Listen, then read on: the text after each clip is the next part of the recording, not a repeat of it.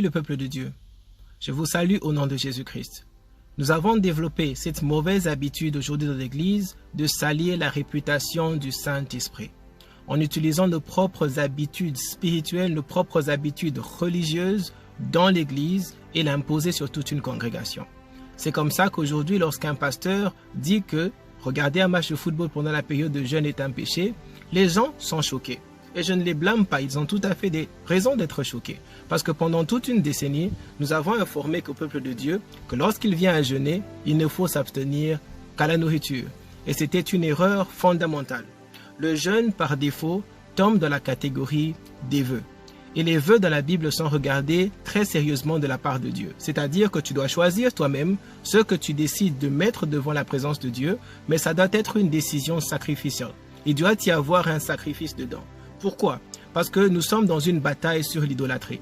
Alors dans le jeûne, tu dois choisir ton idole la plus forte, quelque chose qui est ta plus grande faiblesse, ta plus grande passion, que tu as l'intention de dompter, pour toujours dire à tes tentations que vous êtes au contrôle de moi, pour toujours dire à l'argent que c'est moi le chef. Alors pour quelqu'un pour qui la nourriture est un chef, quelqu'un qui a le caractère d'Ésaü, a le droit de prendre le jeûne sur la nourriture parce qu'il est en train de montrer que même sans la nourriture, je suis capable de te servir, Seigneur.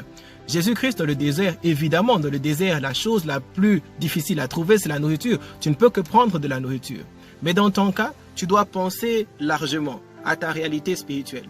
Est-ce que tu es capable de résister aux femmes dans ta vie? Est-ce que tu es capable de résister à la masturbation? Est-ce que tu es capable de te retirer de ton téléphone pendant 10 minutes? Et ce sont ces choses qui vont te permettre de bien choisir l'élément qu'il faut pour ton jeûne.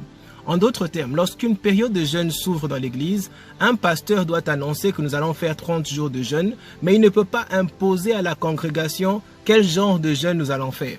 La congrégation doit être informée que chacun doit choisir dans sa vie, parce que nous avons des idoles différentes, nous avons des sources de tentation différentes, quelque chose qu'il doit dompter pendant cette période. D'où, pour certaines périodes qui ont considéré peut-être le football ou la télévision comme étant une addiction, quelque chose qui t'empêche de te présenter devant la présence de Dieu, c'est une chose qui est tout à fait légitime de dire « je rejette la télévision ». Alors une personne qui a fait ce vœu devant Dieu, lorsqu'il se retrouve en train de regarder le match de foot avec nous, est un pécheur parce qu'il a cassé son alliance avec Dieu, il n'a pas respecté son vœu. Alors voilà le retour à l'authenticité.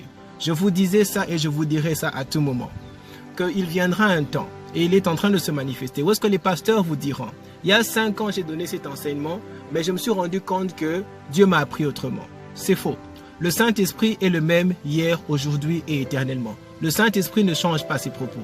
Prenons à compte de ce que nous créons dans l'Église, mais ne transformons pas les paroles du Saint-Esprit à notre propre guise. Notre travail aujourd'hui, c'est ça. C'est de ramener l'enseignement authentique du Saint-Esprit devant l'homme. Parce que les écoles de théologie ont repris la connaissance, l'ont transformée dans des habitudes religieuses et aujourd'hui, c'est le complet chaos. Lorsque tu dis ce que le Saint-Esprit dit, tu es confronté à une réalité religieuse que les catholiques, que les protestants ou qu'une église particulière a déjà mis sur le train de tout le monde à suivre et c'est la ligne à suivre sans réfléchir, sans discernement. Merci à Dieu de nous avoir donné l'opportunité d'exister dans cette génération pour parler de la part du Saint-Esprit. Alors, pour toi aussi, qui as réagi de façon émotionnelle pendant que tu as lu certains statuts sur Facebook, tu devrais réfléchir maintenant sur ta propre vie. Est-ce que tu as choisi un jeûne confortable ou inconfortable? Est-ce que tu as choisi un jeûne facile ou difficile? Parce que si c'est l'objectif, tu es en train de rater ta propre communication céleste.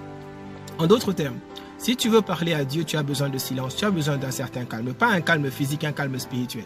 Alors parfois nos contacts avec des hommes, avec nos idoles, rendent l'oreille spirituelle bouchée. Et le jeûne te donne l'objectif d'identifier ces choses qui te distancient toujours de Dieu et de les silence for a moment. Et c'est quand tu es en train de jeûner, tu es en train d'ouvrir ton oreille spirituelle avec des bâtonnets spirituels pour que lorsque tu pries, Dieu réponde et que tu entendes. Parce que l'une des choses que tu sais très bien, c'est que tu pries beaucoup, mais tu n'as pas de réponse. Dieu répond, mais tu n'entends pas, tes oreilles sont bouchées. Dieu parle et il est là, mais tu ne le vois pas parce que tes yeux sont fermés.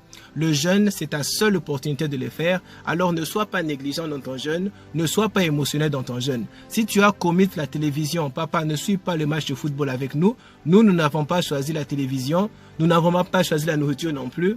Nous savons quelles sont nos faiblesses, qu'est-ce que nous cherchons avec Dieu, que nous choisissons dans le jeûne. Que le Seigneur vous bénisse abondamment.